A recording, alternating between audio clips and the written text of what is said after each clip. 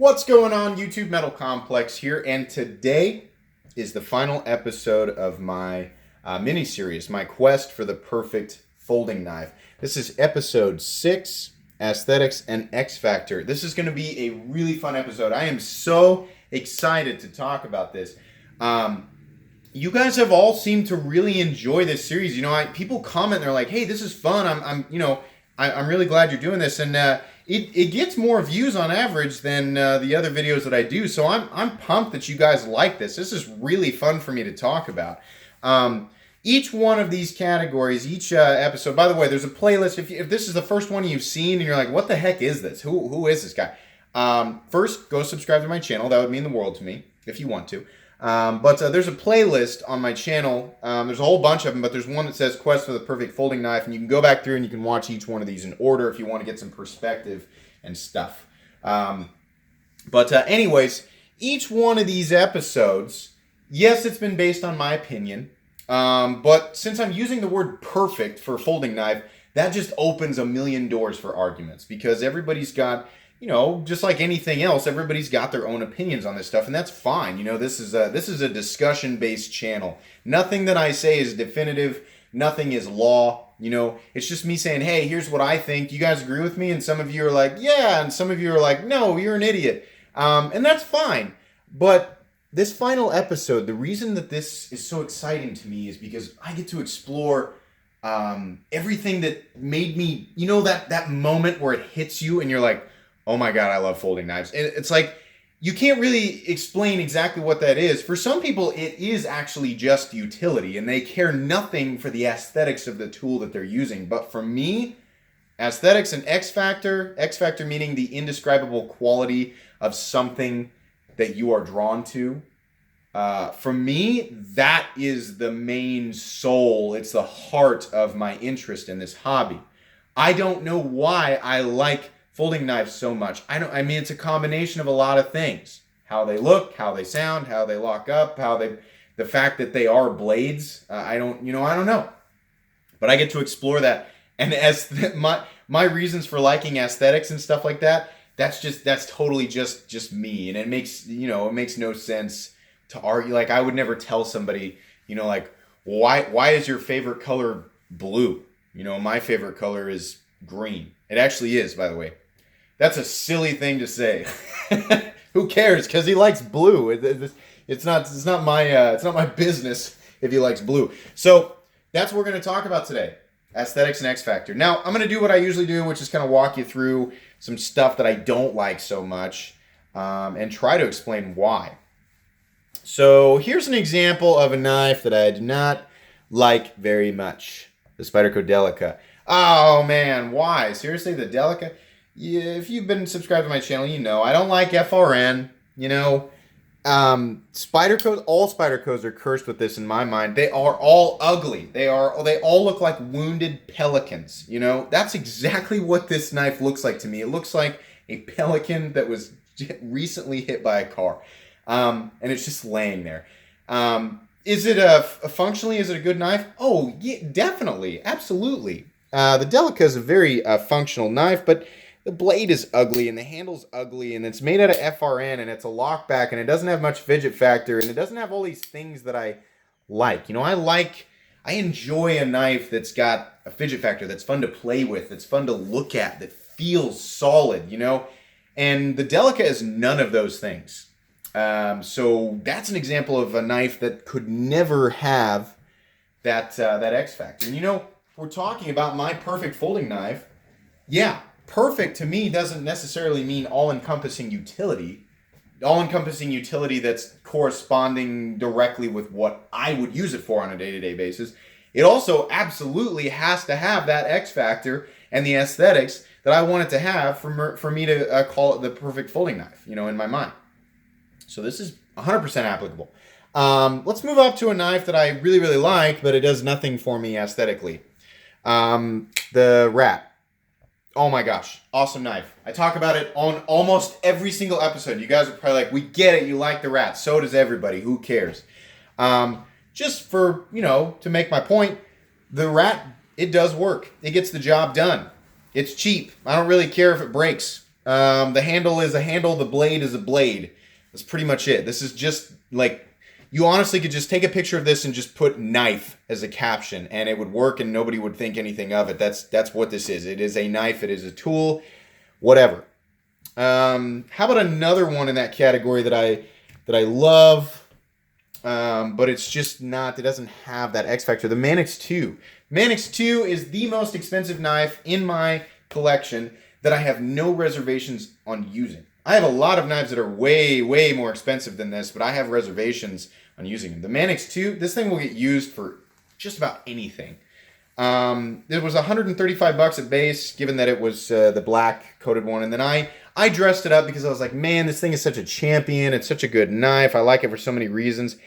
Aesthetically, no. In fact, if you go back to that episode and I explain why I bought it because I thought this is a really nice premium knife with a great blade steel, great ergonomics, great function. In terms of function and utility, it's amazing, but it's ugly. And I don't even like black DLC. So maybe if I buy it, this ugly knife that bases my love for it is all derived from utility, and then I put it in a blade finish that I don't even like, maybe I will, just use it without any reservations. And that's exactly what happened. And ironically, I have this bizarre, kind of stuck out of time love for this thing. And so I ended up paying more money to dress it up with the copper scales. But, and so I added some aesthetics and X factor to it without taking away from my want to use it.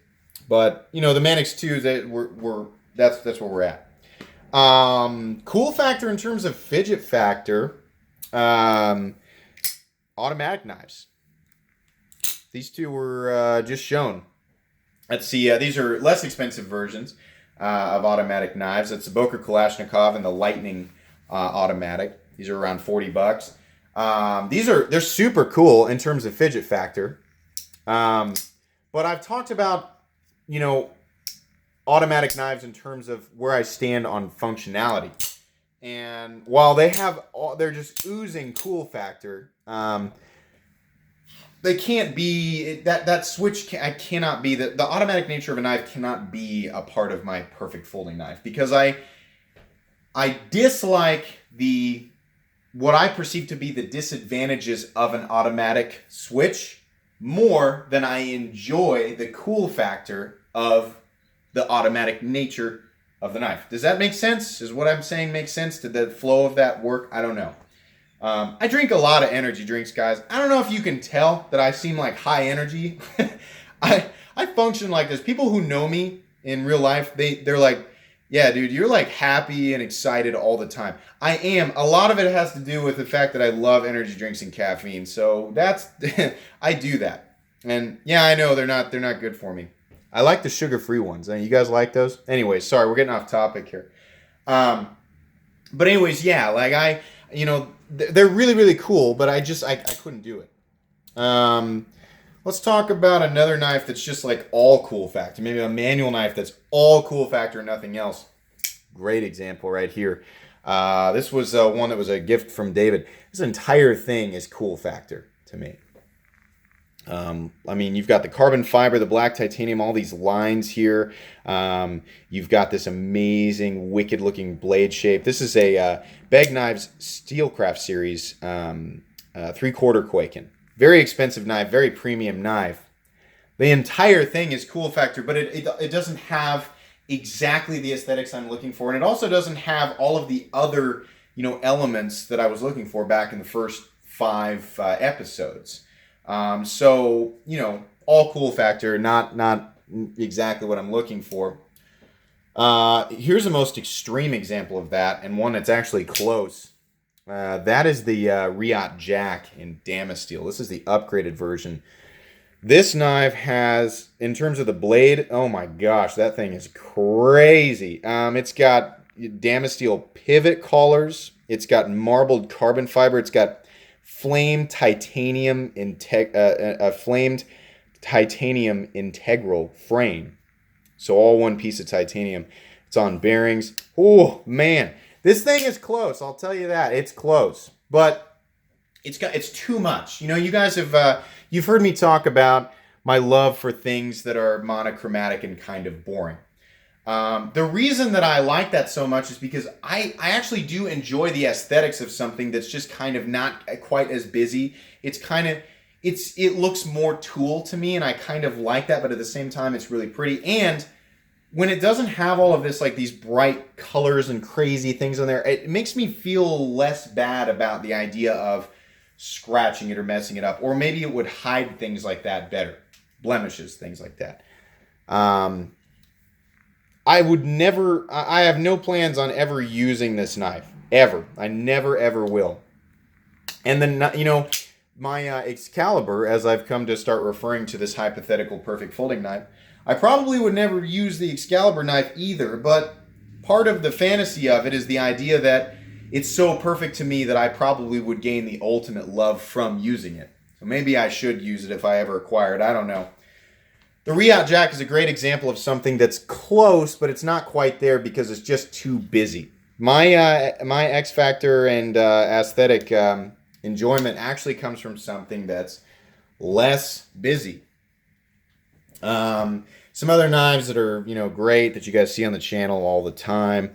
Ritter Hogue, the ZTO393, the Microtech SOCOM Elite, the Shaman. What else is up here?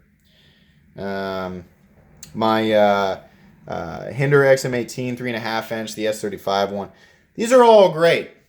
All awesome knives that I do enjoy aesthetically, functionally. These are all like, each one of these knives individually is actually a prime candidate for my perfect folding knife. But they all have all of them except for the Hinder on the end have too many things holding me back from wanting to say that they're absolutely perfect. Now the XM18 3.5 inch you're seeing here, this is my user XM, is close.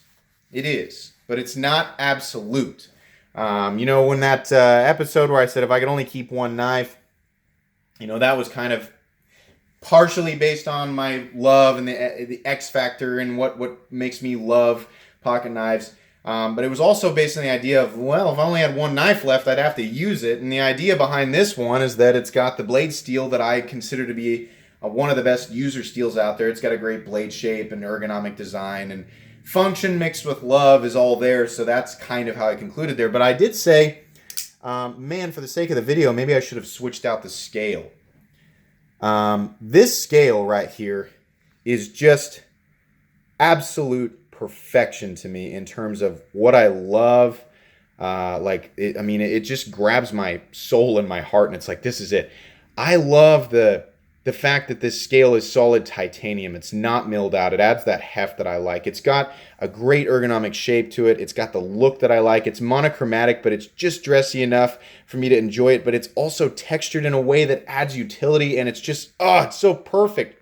The very first time I saw this, it was back in 2013 or so, back when XM18s and Hinder knives in general were just like unobtainable.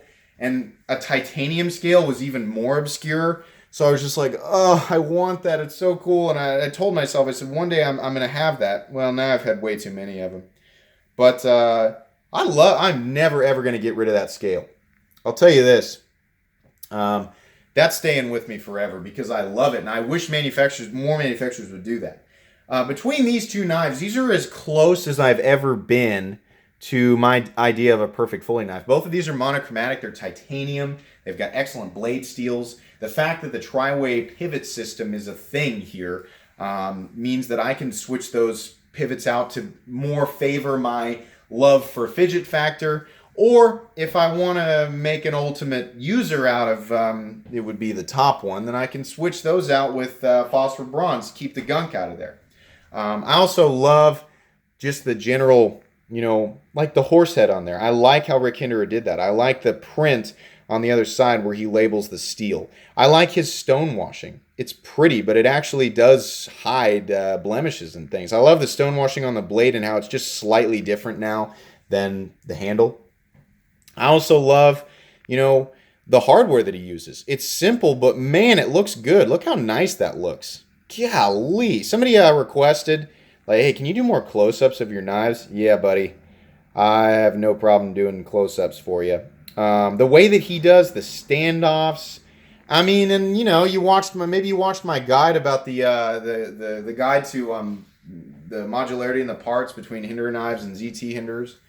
That's a huge part of it too. Man, that's cool. You mean I can switch the parts out and like dress them up and make them look how I want them to? Sounds like I'm playing with dolls, but a lot of you who are like 100% utility and are all about like maximizing utility, maximizing the cost to utility ratio, are just rolling your eyes right now like, oh my gosh, this guy is a goofball. He's making knives out to be something that they're not. They're just tools, man. Come on, why are you? That your words are falling on deaf ears, man, or whoever you might be. I cannot change this part of me that enjoys knives for this reason.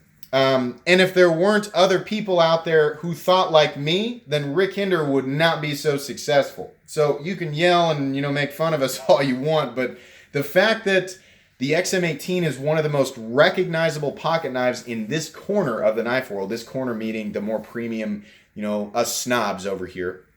It's one of the most recognizable models and certainly one of the most popular knives on the planet in this corner. That's there and it's going to stay there, and probably it's going to keep expanding because people do, whether or not you guys like it, people do exist that think like this. We like our tools that we spent a lot of money on. Yeah, they cut and they function, but we also like that they look nice. We also like that they're personalized for us, or able to be personalized for us. Both of these knives are incredibly plain. They're some of the plainest knives that you can get from Rick Hinder, but I like this look. It looks nice to me. It looks like an incredibly well-made, high-functioning tool, It's the same feeling that I get when I see a monochromatic exotic sports car drive by. If I were to see some car like that and it's all one color, and when you see like the contrast, like to me, I love the contrast between like neutral, gray and silver and black and chrome. I love seeing stuff like that. So when I see something like that drive by, it's like, oh man, it's like luxury and precision and power and performance and a beautiful aesthetics all rolled into one thing. It's just, I love that. You guys, a lot of you know I used to work at a dealership, so I do have a love of the automotive industry. But that's kind of the same thought process and feelings that I have that go into my folding knives, and all of us have something like that. Those of us who are interested in the folding knife world, for reasons of utility, maybe you see knives as just tools and your interest is there. And a lot of you are watching that, watching this episode right now and you're thinking, why am I here? Why am I even subscribed to this guy? But ask yourself, what is something that you feel that passionately about that something totally different? Maybe it is your car. Maybe it's your shoes. Maybe it's your watch. Everybody's got something. And for some people, it's not material possessions. Sometimes it's other things, Sometimes it's a process, or maybe it's your job. Maybe it's some organization or club that you're in. Everybody has a thing that they are, indescribably, but absolutely passionate about. Everybody has that. Some people have more than one thing. I do have more than one thing. I love pocket knives is probably my greatest passion in terms of an inanimate object and a material possession. But I have other passions. But all of us have that at least one of those things. And if you don't, that's too bad, because there should be at least one thing in this world that you absolutely love. It does not have to make sense. It only has to make sense to you. Excuse me, of course. We always get somebody texting. It's probably a good thing that I got texted there, because I just looked at the timestamp. I'm like, man, I've been rambling for a long time. But we all have this thing, And for me, what it translates to is a desire to find the absolute best of that thing.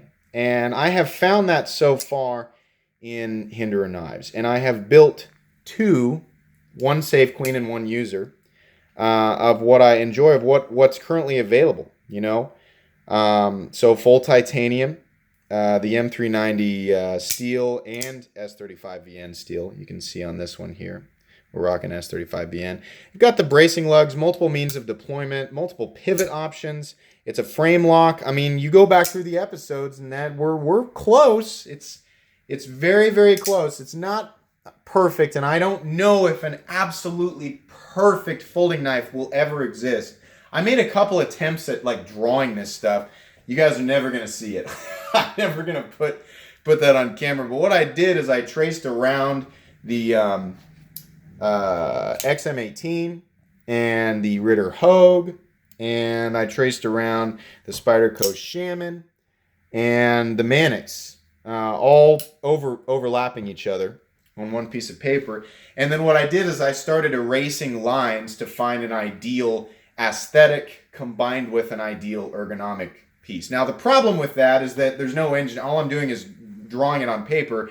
You know, there's a lot more that goes into it, you know, dimensionally and in terms of like where the deployment mechanism is and where the locking mechanism is and whether or not the blade fits in the handle. You know, that's all something that's totally outside of my range of expertise. So for that reason, I'm not going to subject it to the probably more professional opinions or some of the more professional opinions of the YouTube comments section. But it was fun. It was interesting. You know, I urge you to try that. Lay your favorite knives down on paper and just trace around them and overlay all the lines, and then erase the lines that you don't like and come up with a look that you like.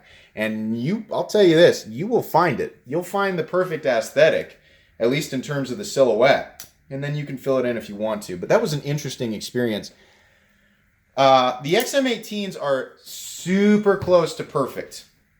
And I will tell you this. You guys are all probably wondering, how is he going to conclude this? He's going to conclude by saying it's the XM18 and I've had it this whole time?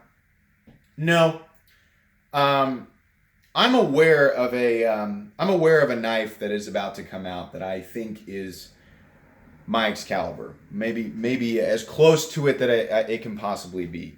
It is not currently available, but it will be soon.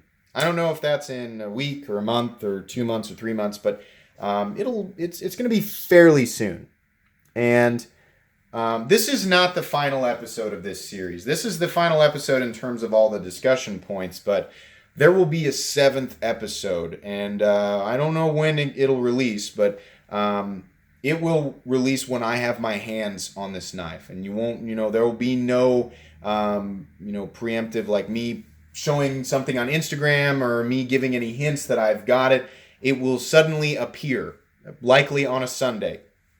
And I don't know what I'll title it. I'll probably try to be really dramatic, like pulling Excalibur or, I found the perfect folding knife or something like that. But it's going to come. You know, there will be an absolute conclusion to this series, and it'll be the moment that I have it in hand. And I'm really excited about it, and it makes it, it makes the moment all the more juicy, all the more exciting for me and hopefully for you guys as the viewers. So what you're looking at right here is the XM18 Grail that I've had for a very long time. And I love this knife, and it's about as close as I can get in combination with my User XM, the Harpoon Spanto. I love these knives, and I will continue to love these knives. But the Grail that will eventually exist, and I will eventually have my hands on, I can tell you I will love more than these two, and I will love it more than any pocket knife that I have ever had for reasons that I explained in this series. So some of you might be excited by that, and some of you might feel kind of cheated. Like, you built this up like you were going to conclude it in this amazing way, and you leave it on a cliffhanger, Yeah, kind of. I did. I'm sorry. In any case, though, I really appreciate your guys' interest in this series. I hope I can come up with another one, that's just as fun, or, that you guys find just as interesting. I'm going to try, because from here on out, I have nothing else to show on Sunday afternoons besides me struggling to use that KME sharpening system, which is probably what it will be until I find a new series idea. But anyways, thank you so much for engaging with me through this series and talking in the comment section and leaving your thoughts and opinions there. It's fun to read, and it's fun to communicate with you guys. I really appreciate everybody who has subscribed to my channel. You know, I'm always just blown away when I look at my analytics and it says that my channel average for the like to dislike ratio, my channel is 97% right now. That means you guys are really, really enjoying my content, and that means so much to me, that you guys like my words, and you, or if you don't, you at least are entertained by my channel. That's so awesome. I'm gonna do my best to keep this channel, you know, exactly the way that it is. Keep the content rolling and consistent, and hopefully keep this channel entertaining for you guys. But anyways, if you enjoyed this video, please leave a like. If you'd like to check out my other content, I do, of course, have lots of videos of knives that are either expensive or inexpensive that I do or don't like, so please check those out. And if you enjoy all my content, then please subscribe to my channel, because there is definitely more coming. Thanks again for watching, everybody, and have a great day.